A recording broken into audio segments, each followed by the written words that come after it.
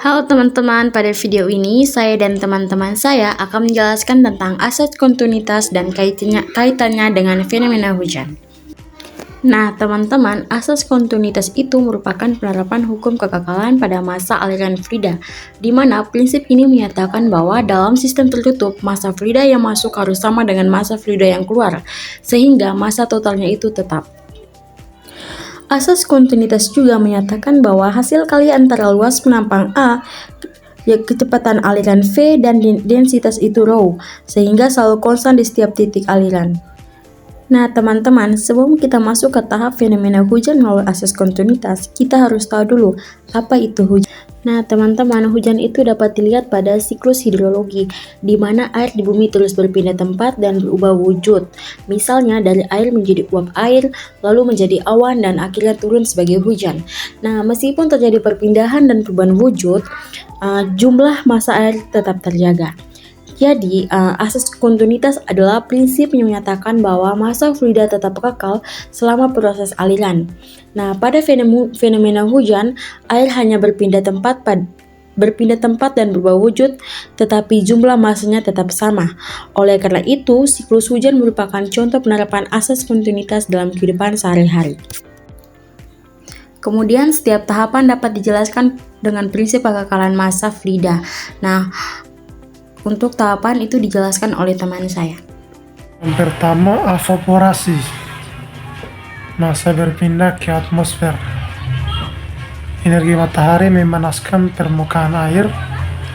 Molekul air berubah fase menjadi uap air dan naik ke atmosfer.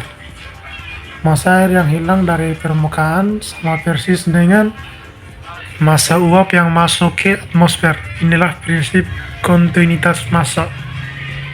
Kemudian yang kedua, transparansi dan adveksi, di mana uap bergerak horizontal. Uap air turut dilepaskan oleh tanaman atau transparansi. Angin membawa uap air secara horizontal atau adveksi. Dalam fluida atmosfer, kecepatan angin dan densitas uap mematuhi persamaan kontinuitas. Jika penampang saluran angin menyempit, maka kecepatannya meningkat. Kemudian ada kondensasi. Uap air menjadi butiran air. Saat udara lembab naik ke ketinggian lebih tinggi atau ubraf, maka tekanan berkurang dan suhu turun. Jadi uap air mengembun di sekitar inti kondensasi, membentuk butiran kecil yang menyusun awan, di mana massa total tetap hanya fase yang berubah. Baik, pada tahap fenomena hujan melalui asas kontinuitas yang keempat, yaitu presipitasi hujan turun ke permukaan. Ketika butiran awan tumbuh cukup besar melalui tabrakan dan koalesensi sehingga gaya gravitasi mengalahkan updraft, butiran jatuh sebagai hujan. Lalu presipitasi dalam satuan kilogram per meter kuadrat second mencerminkan fluks massa yang kembali ke permukaan.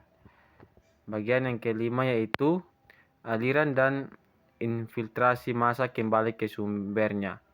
Air hujan mengalir sebagai runoff permukaan atau meresap ke tanah menuju akuifer dan sungai, lalu kembali ke laut.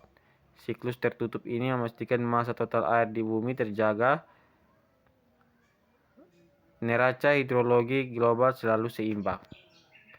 Jadi kesimpulannya itu yang pertama, kekekalan massa adalah inti dari segalanya. Setiap tetes hujan yang jatuh adalah bukti bahwa massa air menguap dari permukaan harus kembali ke bumi.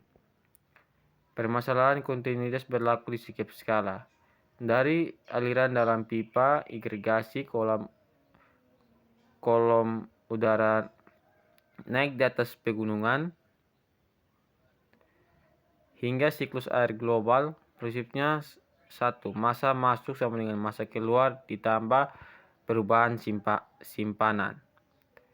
Sekian presentasi dari kami, terima kasih. Demikian penjelasan kelompok kami mengenai asas kontinuitas dan kaitannya dengan fenomena hujan. Semoga presentasi ini dapat menambah pemahaman kita bersama tentang penerapan konsep fisika dalam kehidupan sehari-hari. Terima kasih sudah menonton dan terima kasih atas perhatiannya teman-teman. Sampai jumpa.